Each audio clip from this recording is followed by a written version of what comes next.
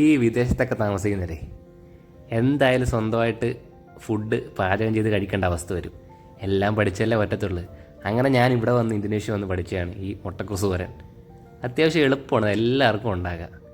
കുറച്ച് മുട്ടക്രൂസ് അങ്ങോട്ട് കുനുകുനെ അരിഞ്ഞെടുത്ത് അതിനകത്തിലോട്ട് വട്ടത്തിൽ കുറച്ച് പച്ചമുളക് അങ്ങോട്ട് അരിഞ്ഞിട്ട്, സവാള അല്ലേ കൊച്ചുള്ളി കുനുകുനെ അങ്ങോട്ട് അരിഞ്ഞിട്ട്, ഇച്ചിരി തേങ്ങ ഇച്ചിരി ഉപ്പൂടിട്ട് നല്ലോണം മിക്സ് ചെയ്യുക. കുറച്ച് മഞ്ഞൾപ്പൊടി ഇട്ട് കേട്ടോ, നല്ലോണം മിക്സ് ചെയ്യുക. മിക്സ് ചെയ്ത് എല്ലാം കൂടെ ഒന്ന് അതിൻ്റെ നീരും എല്ലാം കൂടെ ഒന്ന് മിക്സാണ്. തേങ്ങയുടെ ആ ഒരു തേങ്ങാപ്പാലും ആ മുട്ടക്രൂസിൻ്റെ എല്ലാം കൂടെ ഒന്ന് അരഞ്ഞ് ഒന്ന് ചേരണം. അപ്പോൾ അതുപോലെ നല്ലോണം ഒന്ന് അരച്ച് കൈ കൊണ്ടൊന്ന് മാക്സിമം ഒന്ന് മിക്സ് ചെയ്തെടുത്തിട്ട് നമ്മൾ പാത്രം വെച്ച് ഇച്ചിരി വെളിച്ചെണ്ണ ഒഴിച്ച് കടുകും പൊട്ടിച്ച് വേണം ഇച്ചിരി അരിയും കൂടെ വറുത്ത് അതിലോട്ട് നമ്മൾ മിക്സ് ചെയ്തേക്കുന്ന വെച്ച സാധനം കൂട്ടിയിടുക. എളുപ്പമാണ്. അതൊന്ന് ഒരു 10-15 മിനിറ്റ് ചിക്കി എടുക്കുക. വളരെ എളുപ്പമാണ്, നമുക്ക് പെട്ടെന്ന് ഉണ്ടാക്കാൻ പറ്റുന്നതാണ്, സിമ്പിളായിട്ട്. ഒറ്റവട്ടം കണ്ട ആർക്കും ഉണ്ടാക്കാം. എന്ത് ചെയ്യാൻ, ഉണ്ടാക്കിയാലേ പറ്റത്തുള്ളൂ.